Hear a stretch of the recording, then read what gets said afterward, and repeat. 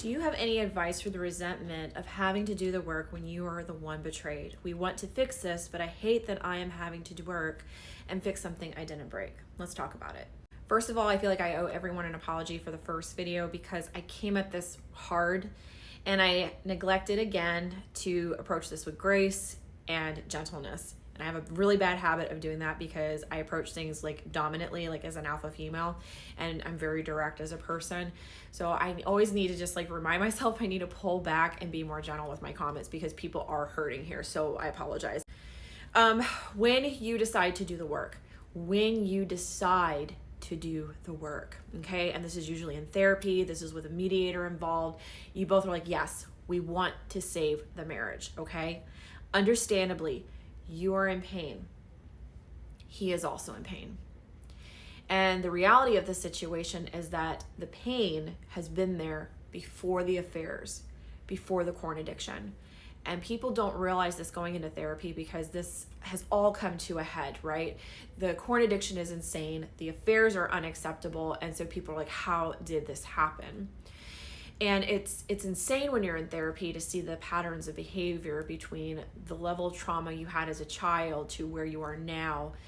You kind of were on this inevitable path to being where you're at now. But you both are here at therapy and you decide, I really want to make this marriage work. I really want to put in the effort. So the effort for the betrayal side of it is not that she's accountable, that she's responsible. That's not the kind of work that you're doing. The kind of work that you're doing is the inner trauma and the emotional wounds, the neglect, the abandonment, the feeling of not being loved, not being worthy, not being beautiful. All these different pain words that you may have felt as a child has trickled its way into the marriage, and the affairs, the cheating, the corn addiction is basically like the final straw to your trauma. It is triggering actually all of that past trauma for you. That's essentially what you are feeling. I know that sounds ridiculous right now because even I would have been like, what are you talking about when I first started therapy? But when you're in therapy and you're doing the work and you're emotionally digging up and really peeling back those onion layers to get to the core, imagine an onion, imagine peeling it back. There's a lot of crying to get to that center. Once you get to that center, it's just an epiphany. It's like, wow, how did I not see this? So the work is necessary for the betrayed side, whether you stay or go. Whether you choose to stay or go, that work is still needed because if you do not heal those deep, deep, deep wounds, you will bring that into the next relationship. You will bring that when you parent your children. You will bring that into the recovery if you both decide to stay and do the work. You will be constantly triggered. You will be emotionally wounded all the time. I cannot tell you how many women I've talked to who found out about the affairs 2, 3, sometimes 20 years ago and are still in so much pain. And a lot of that, my first question to them usually is, did you do the work? Did you heal? Did you go to therapy? And most of the time their answer is no. If they say yes, my second question is your partner continually relapsing and not in recovery?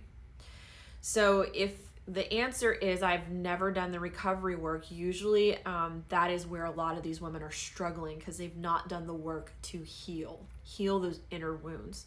So your journey is about healing as the betrayed partner and giving 100% to your healing journey. His journey is 100% accountability and responsibility to do the work to fix this. And both of you in some ways have to work on that individually. A lot of therapists actually recommend you do that work individually before you come together. But once you both decide, okay, we're ready to do this, we're ready to save the marriage, that is where there has to be 100% commitment that you're going to do the work.